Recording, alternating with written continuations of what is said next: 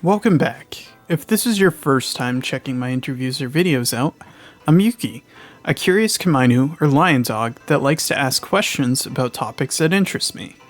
And today's topic is, what the hell is ASMR? A topic that is still frequent in the content creation sphere, not only with VTubers, but also many IRL streamers as well. And oddly enough, ASMR was my introduction to the VTuber space, both on YouTube and Twitch, with my introduction being extremely popular creators like Lemonleaf ASMR or Vividly Vivi, who was Vividly ASMR at the time. It became a frequent way to relax and unwind before falling asleep at night after a stressful day, but over time has occasionally been shown with NSFW implications through certain triggers found over time.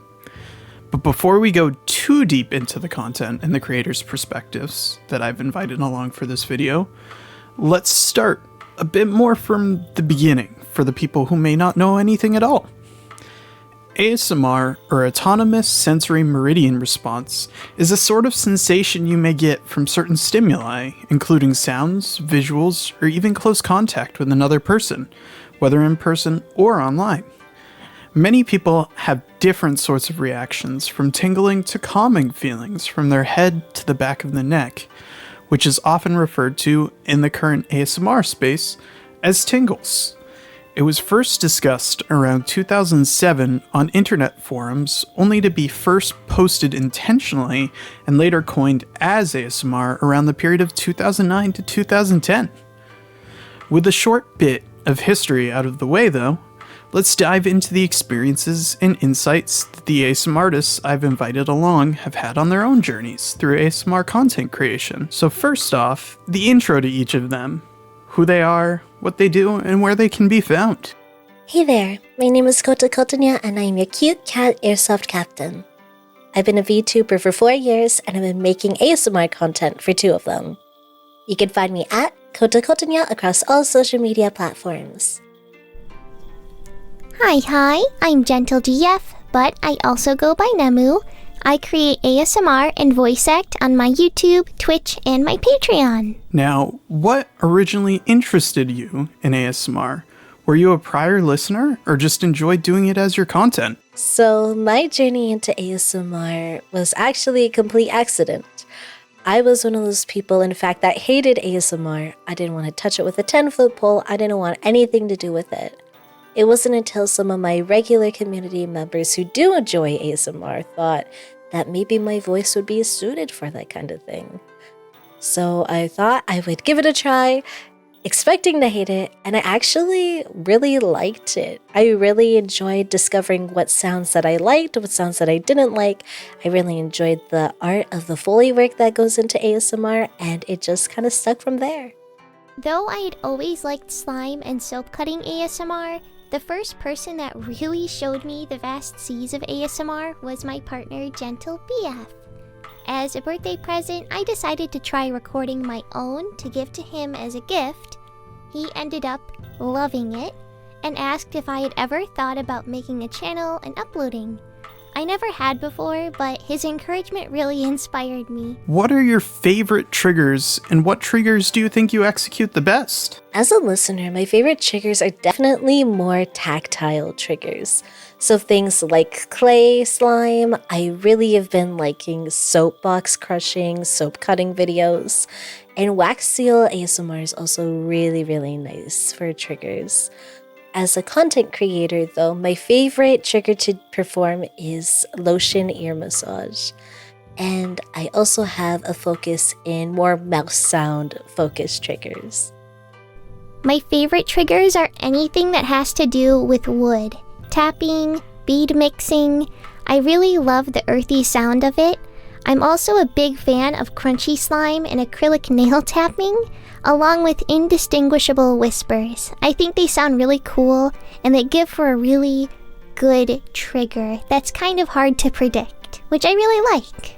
Though I had always liked slime and soap cutting ASMR, the first person that really showed me the vast seas of ASMR was my partner, Gentle BF.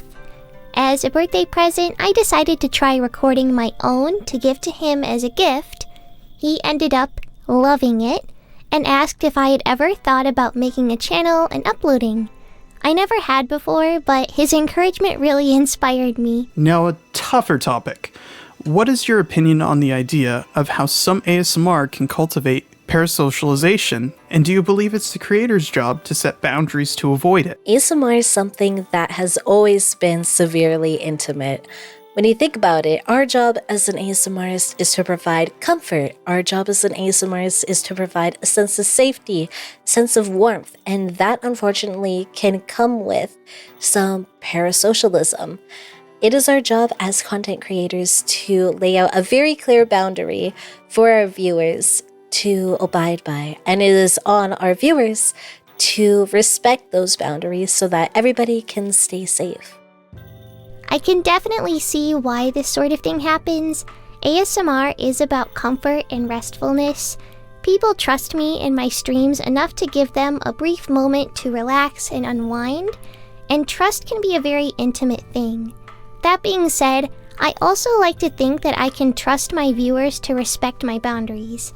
I think that setting boundaries is an all parties involved type of situation, but how you want to go about it can vary based on how private you'd like your life to be.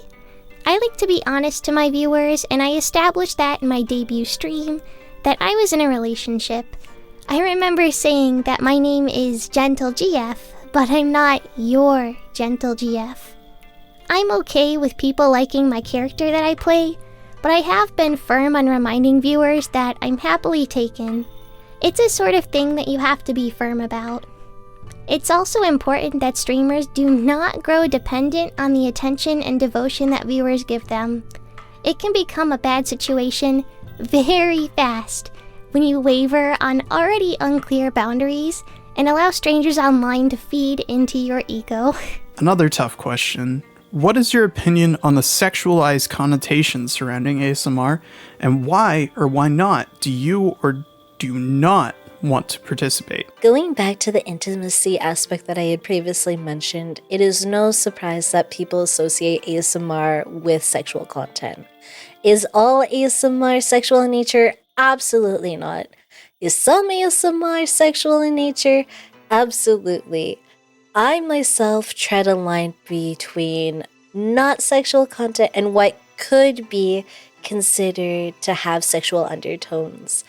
I do not think that I personally would be able to handle the consequences that could come with full-on NSFW content, so I will not be opening that can of worms.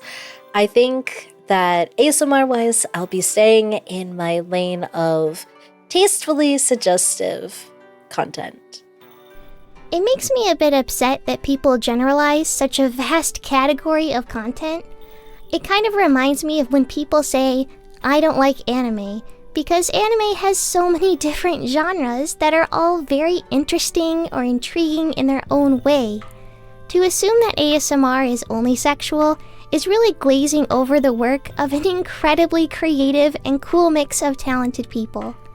As for me, I decided I didn't want to create that sort of content.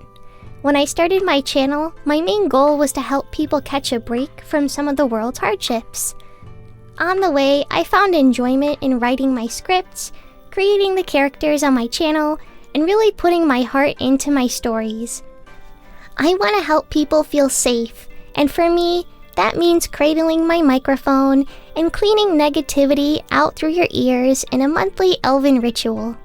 That being said, not safe for work creators absolutely have a space in ASMR. I follow some of them myself, and I think it really just boils down to different strokes for different folks. What has been your favorite script topic you have recorded thus far? My favorite script is probably my Cherry Blossom Park date ASMR video. It wasn't even script-wise. I had a lot of fun layering the different sounds to create that outdoorsy ambiance while keeping that intimacy of being one-on-one with another person. It was just so much fun to do. It was quite time-consuming trying to get all of these little micro sounds you don't even think about, like the wind, like birds chirping 10 feet away from you. But it was so worth it, and I would love to record something like that again.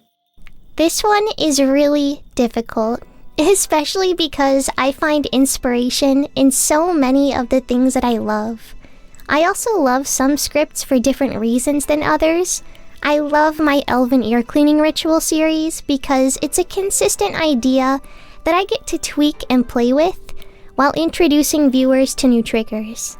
I did get to do an Across the Spider-Verse audio where I was Lila, and I was helping the listener integrate into Spider Society. I loved that movie a lot and was thrilled that I could get it out in time. I also really enjoy fantasy audios like my Mushroom Fairy or my Bad at Her Job Sleep Paralysis Demon audios. That's not even covering a lot of my other characters. I also love my silly, genuine tomboy character and my sweet and sassy Gyaru Valley girl, along with my evil vampire lady. They all really hold a special place in my heart, and I love them all for different reasons. What is your craziest ASMR script topic that you have ever seen or had suggested to you?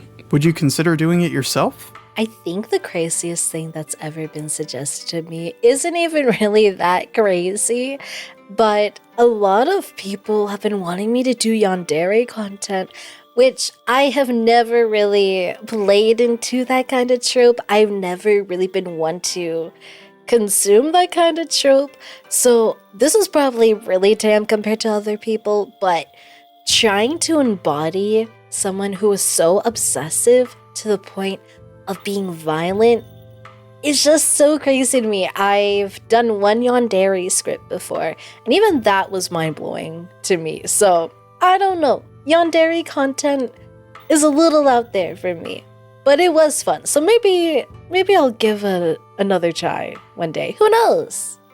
I'm not sure about the craziest idea, but I did have a couple I came up with that really made me laugh.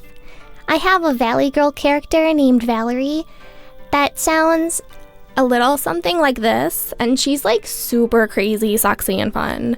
And I thought it would be really funny to have her in a medieval fantasy audio where she was like a tavern wench that's serving you after a rough day. And she just like rambles like, I heard the last skirmish didn't do so hot. That's so crazy.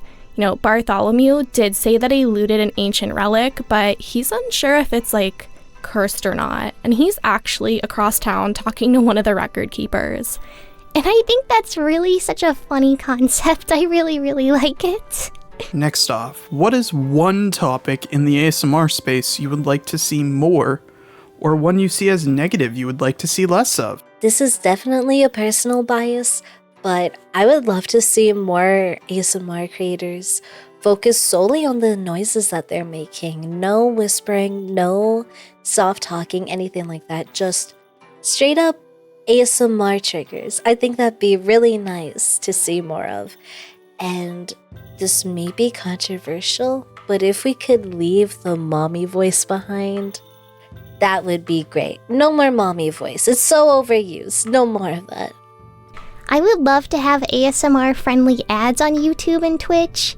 I feel so bad having even limited ads on my streams, and I would switch them out in a heartbeat if it meant that you guys don't have to deal with like a Toyotathon ad blasting in your ear when you're trying to sleep. Please, please, please, please, YouTube, make this a thing. Please, we all want it.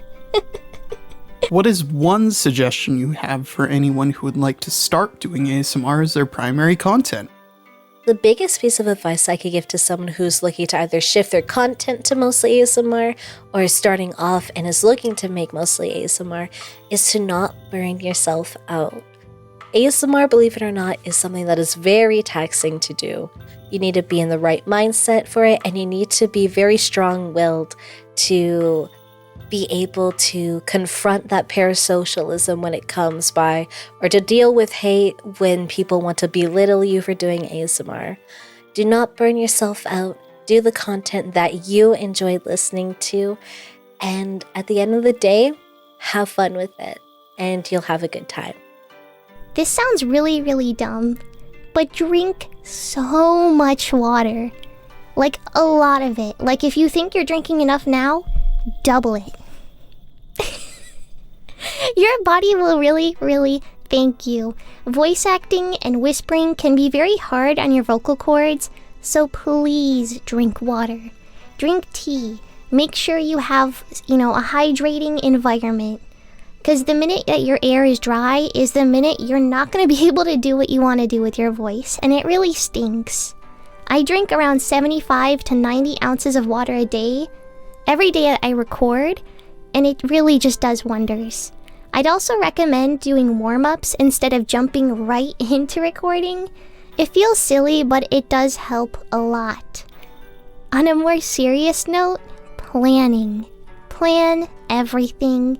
Get a whiteboard planner or a notebook planner and put your ideas in writing. I have lost so many good ideas to my own awful memory. Oh my gosh. I will forever be, upset that I lost those ideas, and hopefully one day they will come back. Now, if you made it to the end, feel free to suggest other ASMR VTubers who I might interview in the future. And if there are any questions you might want me to ask them as well, or even other topics for this video format. And if you fell asleep during this video thanks to the asmrtists, make sure to leave the timestamp in the comments as well. And I'll see y'all next time.